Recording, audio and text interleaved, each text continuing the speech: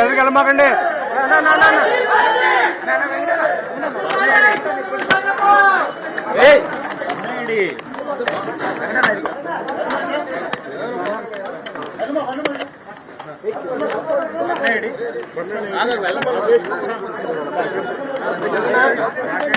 ఒకసారి వీడియో తీసుకొని సైడ్ రండి, వీడియో తీసుకొని సైడ్ రండి.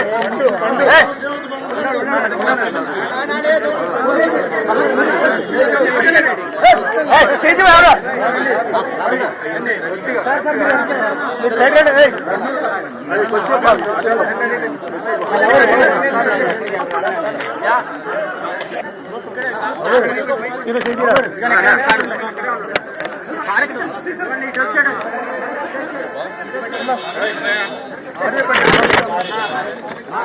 లైట్ పడిపోయింది, లైట్ పడిపోయింది చూడు కదా, లైట్ పడిపోయింది చూడు, లైట్ పడిపోయింది చూడు,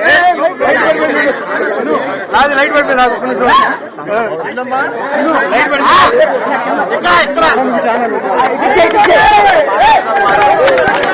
లైట్ పడిపోయింది రాదు లైట్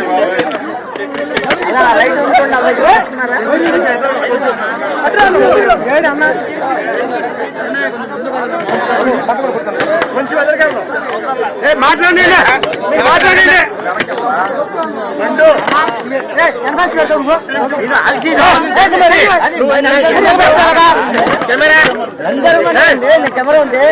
నువ్వు అంత ముందుగా కెమెరా పెట్టేది అరమ్మకండి రా మీరు. అదిగో వెనక్కి పెట్టి కెమెరా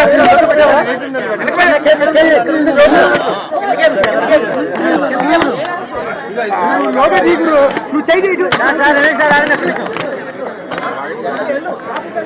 అరమ్మకండి.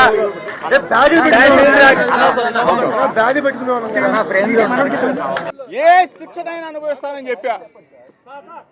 చేతగాని చవట సన్నాసులు ఒక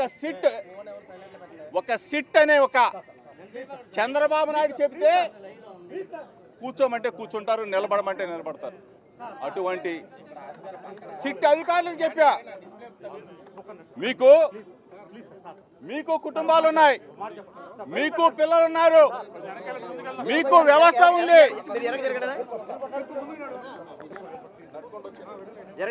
అన్యాయంగా అక్రమంగా కేసులు పెడితే పైన దేవుడు భగవంతుడు శిక్షిస్తాడని చెప్పా. అయినా సరే రాక్షస ఆనందం కోసం 83 రోజులు అక్రమ కేసు పెట్టి నన్ను నా సోదరుడిని నిర్బంధించారు. చంద్రబాబు నాయుడు కొడుకు లోకేష్కి చెప్తా ఉన్నా, 3 నెలల పాటు నన్ను జైల్లో పెట్టినంత మాత్రాన మీ ఆనందం, మీ రాక్షస ఆనందం తీరుతుందా అని చెప్పి అడుగుతా ఉన్నా, తీరిందా అని అడుగుతా ఉన్నా.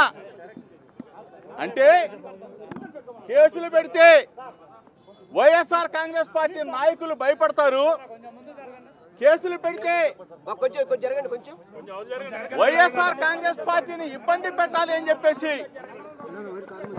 మీరు అనుకుంటే పొరపాటు. ఒకటే చెప్తా ఉన్నా, మా లీడర్, మా దమ్మున్న లీడర్ జగన్మోహన్ రెడ్డి గారి నాయకత్వంలో ఎవరం కూడా వెనకడుగు వేసే ప్రసక్తి లేదు అని చెప్తా ఉన్నా. చంద్రబాబు నాయుడుకి, చంద్రబాబు నాయుడు కొడుకు లోకేష్ కి అక్రమ కేసులకి భయపడే ప్రసక్తి లేదు. మరీ ముఖ్యంగా జోగి రమేష్ ని ఇబ్బంది పెట్టాలంటే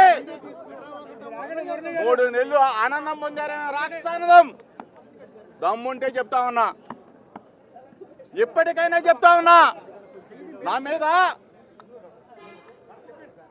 జోగి రమేష్ ఇందులో తప్పు చేశాడు కాబట్టి అరెస్ట్ చేశామని చెప్పేసి లోకేష్ చెప్తా ఉన్నాడు. లోకేష్ కి చెప్తా ఉన్నా, మరి ముఖ్యంగా వారం రోజుల్లో నువ్వు టీవీలకు చెప్పావు, మీడియా మిత్రులకు చెప్పావు, నీకు కుటుంబ సభ్యులు ఉన్నారు, నీకు పిల్లాడున్నాడు. నేను చెప్పిన దానికి అమ్మ కనకదుర్గమ్మ సాక్షిగా నేను వచ్చి నా భార్య బిడ్డలతో ప్రమాణం చేశా. నువ్వు చెప్పిన మాటకి, నువ్వు నా గురించి మాట్లాడావు, నువ్వు చెప్పిన దానికి వారం రోజుల్లో అమ్మ కనకదుర్గమ్మ దగ్గరికి ప్రమాణానికి రాగలవా అని చెప్పేసి మీడియా మిత్రుల ద్వారా నేను విజ్ఞప్తి చేస్తా ఉన్నా, సవాల్ చేస్తా ఉన్నా. కేసులతో భయపెట్టలేరు, కేసులతో బంధించలేరు. వైఎస్ఆర్ కాంగ్రెస్ పార్టీ జెండా రెపరెపలాడుతుంది. మీరు చేసిన ఈ దుర్మార్గానికి, మీరు పెట్టిన ఈ అక్రమ కేసులకి చంద్రబాబు నాయుడు కానీ, చంద్రబాబు నాయుడు కొడుకు చెప్తా ఉన్నా, నన్ను నిర్బంధించారు, నా తమ్ముడిని నిర్బంధించారు. ఆఖరికి ప్రభుత్వం రాగానే నా కొడుకు మీద అక్రమ కేసు పెట్టారు. నన్ను అరెస్ట్ చేసి గవర్నమెంట్ హాస్పిటల్ తీసుకొస్తే అక్కడ మీకు సంబంధించిన అనుచరులు అక్కడ గొడవ చేస్తే ఆఖరికి నా భార్య మీద కూడా కేసు పెట్టారు. చంద్రబాబు నాయుడుకి చెప్తా ఉన్నా, లోకేష్కి చెప్తా ఉన్నా, చంద్రబాబు నాయుడు లోకేష్ తొత్తులుగా మారిన కొంతమంది